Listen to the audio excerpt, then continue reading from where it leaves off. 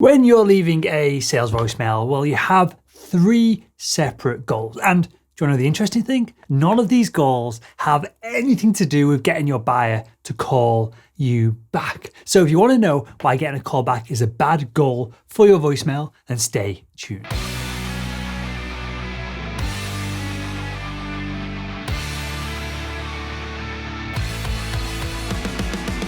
Hi, my name is Will Barron, founder of salesman.org, where we help salespeople who sell services crush their quota. So real talk here. When was the last time that you left a cold prospect a voicemail and you got a reply?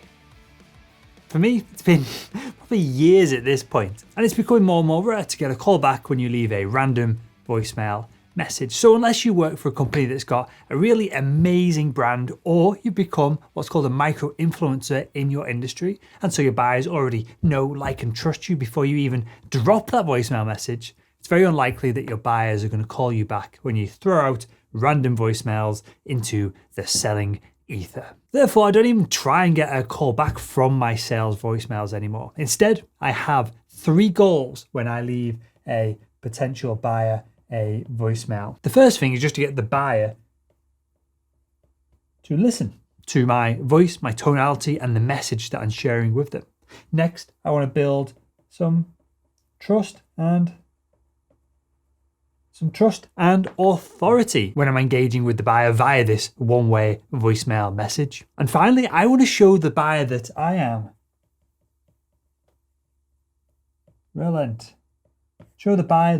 relentless with my follow-up. And so it's best for everyone involved in this business-to-business conversation that they reply to my emails, even if they're going to say no. That's fine, but I need a reply from them. So let me run through each one of these now, and I'm going to give you an example of how you can implement all this and how I actually implement all this at the end of this video. So let's start with the first goal of getting the buyer just to listen to our message in the first place. And this all starts with the actual words, the language that we're using within our voicemails. So first off, don't start your voicemail by saying, "Hey, it's Will Barron from salesman.org, blah, blah, blah, blah, blah, blah." Because once your buyer hears your voicemail, they realize, "Oh, I don't know this person.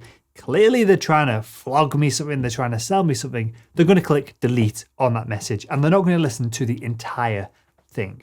Next, avoid leaving your name until the very end of the voicemail. Same principle. This encourages the buyer to listen to the entirety of the voicemail so that they then know who the heck has been calling them. And finally, in the language that you're using in your voicemail, well, you need to share something that you've noticed about the buyer so that the voicemail doesn't sound very generic and spam-like. Now, this could be that you notice the buyer's just made a bunch of new hires. It could be that, well, the buyer's competition have opened a new location. It doesn't really matter what it is. You just got to make sure that you're including some kind of trigger event, some reason that you're calling them. And let's not overcomplicate this. That's pretty much all you've got to do to get the buyer hooked until the end of the voicemail, and now you can start to build some trust and authority with them. Now, the best way to build a little bit of trust and authority in your voicemails is to strike the right balance between the tone of your voice and then the speed that you're speaking. Because if you speak very slowly, slightly deeper in your voice, it increases your level of perceived authority. But it also can make you sound a little bit slow in the head if you do this wrong as well. Alternatively, if you speak very fast and there's lots of ups and downs and you've not got time to take a breath, well, it sounds like you're just overexcited, and perhaps you might sound keen to help the buyer, but too much of this can make you sound childish. So you want to strike a balance between the two. You want to start your sentences slightly faster than usual, but then slow down when you're reaching the most important bits that you've really got to share. And this is exactly why we're leaving these voicemails, because when you get it right, it adds a layer of trust and authority to your buyer that you just can't get from sending cold emails. They have to hear your voice. So let me give you an example of the voicemail that I regularly leave. So I would say, "Hey Jerry, the reason for my call is that one of your competitors is using our sales training platform and they've closed 18% more sales this quarter. Their sales team love the platform and their management love that they can see their team's progress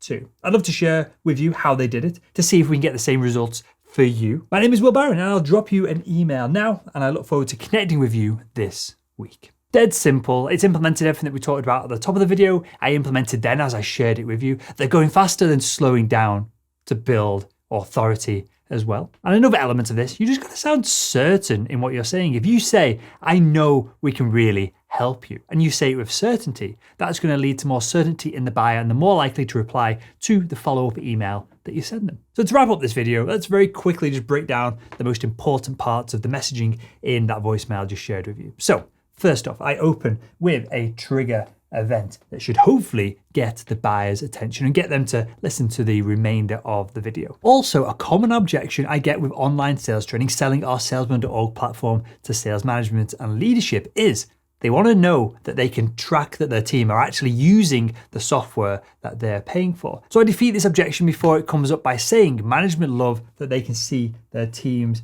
progress too. I build that into the messaging from the very outset. So at this point, the buyer's interest is piqued, but I've not shared my name or contact information until the very end of this message. And so the buyer is going to keep listening because they want to know who the heck is potentially able to deliver them all of this value. And finally, something very subtle here, I pre-frame that we're going to connect this week in the message, and then I continue this pre-framing in the email that I follow up with as well, so that the buyer subconsciously goes, yeah, we probably should connect this week, and I can compress my deal cycles. I've got a video coming up on pre-framing conversations and using language to pre-frame in the next few weeks, so make sure to click subscribe so you don't miss out on that. So there we have it, sales voicemails.